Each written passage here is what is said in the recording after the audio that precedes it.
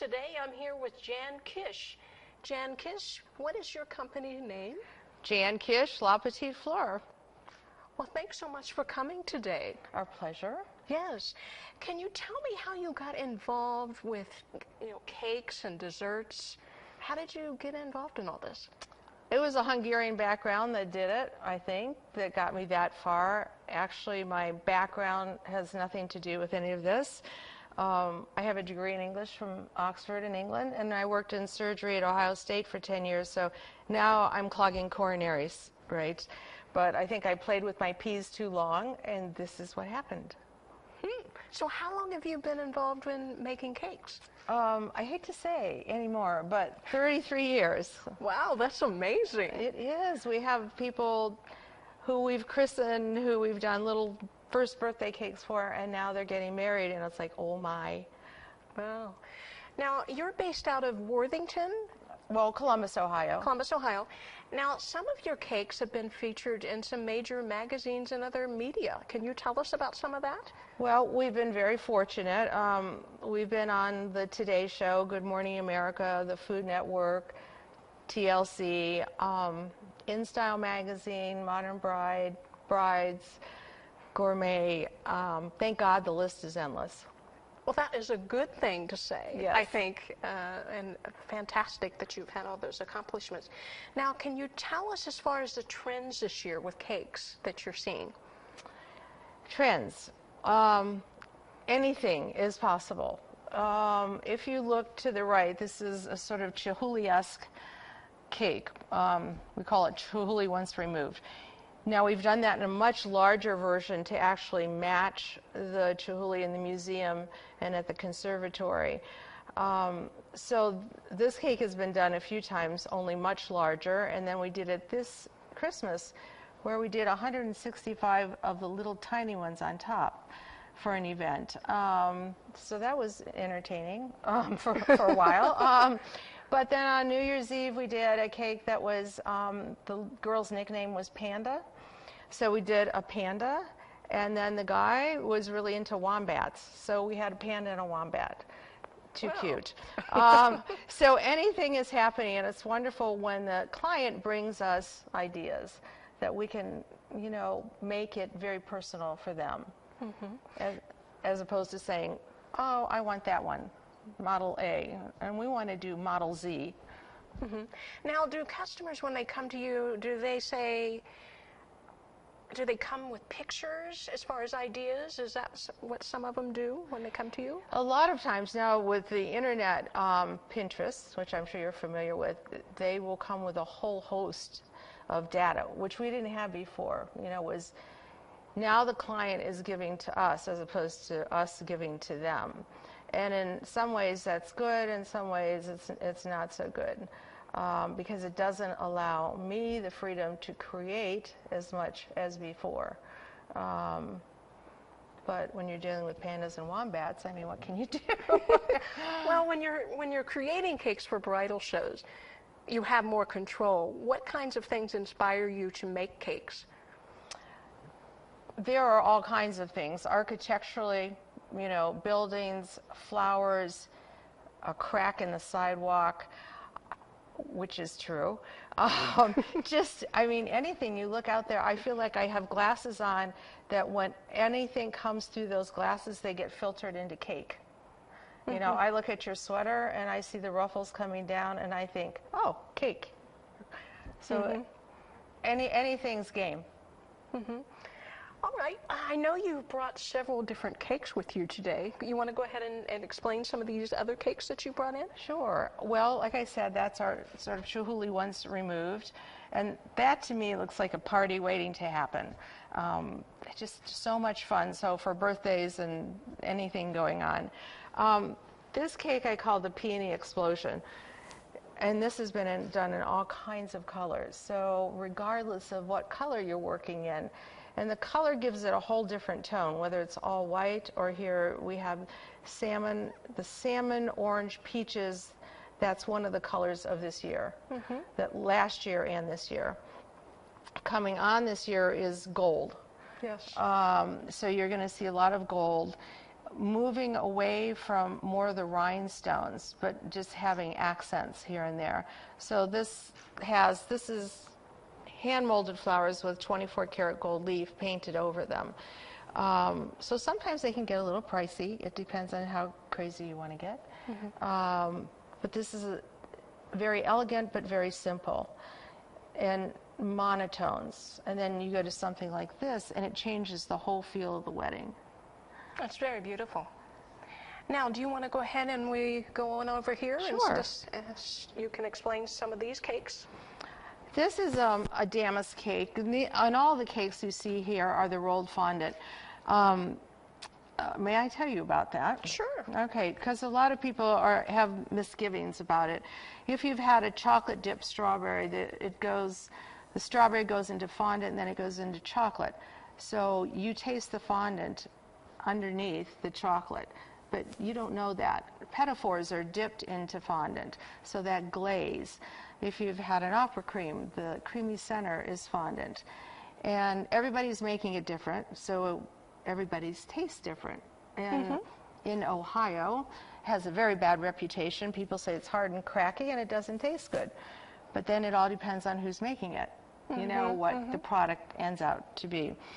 Some of these cakes, the designs can be done on buttercreamed ice cakes or they can be done on fondants. This particular cake here needs to be done on fondant because this is all a hand-painted damask.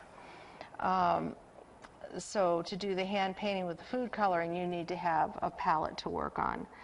And then the flowers that look as if it's supporting the cake is a piece done by petals and leaves. And I think they've done a wonderful job because it looks like it's suspended.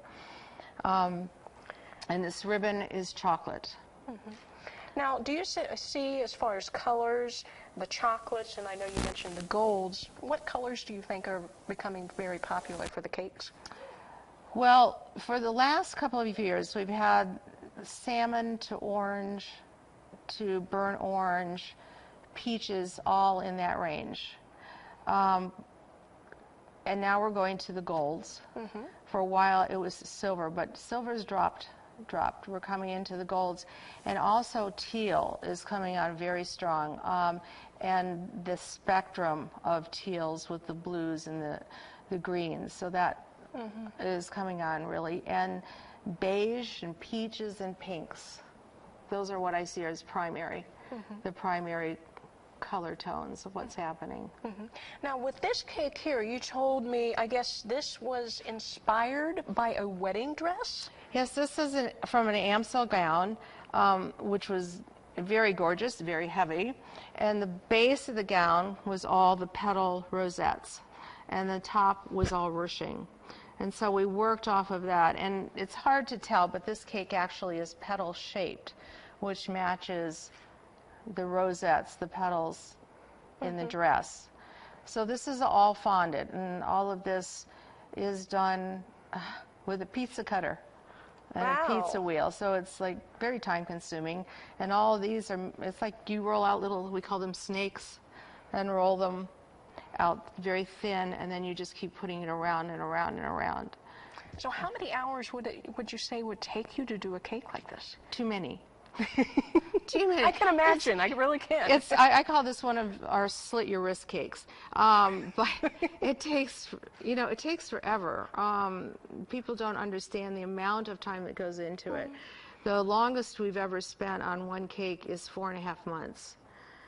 Wow, that's amazing. And you do all the things that are not the actual edible cake in those months leading up to right at the end. So very time consuming. Yeah. Now, I've been told that you have actually flown in cakes. Can you tell me how that works? It works in a lot of different ways. We fly cakes United Airlines. They can go by themselves. Very interesting thing about that is that the pilots carry them on and off the planes, so they never hit a conveyor belt, which is something to be concerned about. And they also go in a special cargo hold that has temperate climate. So if the cakes are going by themselves, that's how they go. Sometimes the client will have me go out to wherever, and we'll make the cake there. sometimes I will take parts of it and go with it. Last year we went down to St. Lucia, and I took certain parts of the cake and we put it together after we got there. One time we went out to Dunton Hot Springs, Colorado, which is in nowhere, about 14,000 feet up. And every time I got an email from the coordinator, there was another difficulty. It's like, make sure you get an SUV. The last hour and a half is rock bed road. And then it's like, well, can we put it in air conditioning when we get there? No air conditioning, only fans. And it's like, oh my gosh. So every time I talked to her, it was another thing that you had to consider. But it came out great. So That's very interesting. yeah, get to see the kitchens of the world. Yes, you Yeah, do. yeah. Definitely. Well, you want to tell us about this last cake here? Well, this is right. I left this out. The primary colors on this, obviously, are gray and yellow, and that's two big colors over these last 2 years, going into this next year. Also, the gray and the yellows. So you'll see a lot of that. And then this is an impression of a partial flower, and so we use a mat to make that. And this is all sugar work also. Everything that you see on these, except for the flowers that petals and leaves have done, is all sugar and all edible. Wow. Well, do you want to go ahead and let's talk about what sabering is? Okay, savoring. If you look on our website, it will say savor the moment. So that's my English coming out. But savoring is a tradition that dates back to Napoleon. It is the art of opening a champagne bottle with a saber. And when a new man was brought into the regiment, he was given 3 bottles of champagne, 3 hours, 3 willing women, and a 20-mile course to traverse. And he had to do this economically, time-wise, as possible. So they would savor on horseback.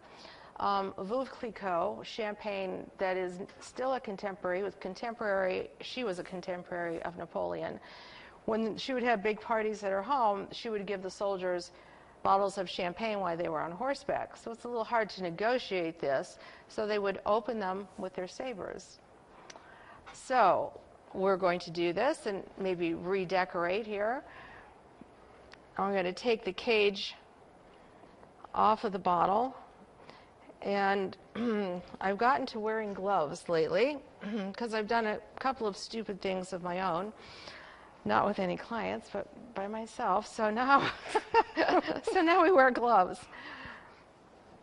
And I tell people that if it doesn't work, it's because I'm Hungarian and not French. This is my out. So here we go. Anybody in that area, if you would please move, it would be really a great idea. I would appreciate that. And this saber, which is fabulous, is made by Christophe, very old French company, and every year they do a different piece for their museum, and for the millennium they did the saber. So it's a beautiful piece. So here we go. Woo! Wow, Jan, that was a wonderful demonstration. Well, can you tell us now where they can find more information about your company? If you go to www.jankish.com, you'll get there straight away. And we also have a Facebook page. Oh, fantastic. Now we'll be back with more Ohio weddings.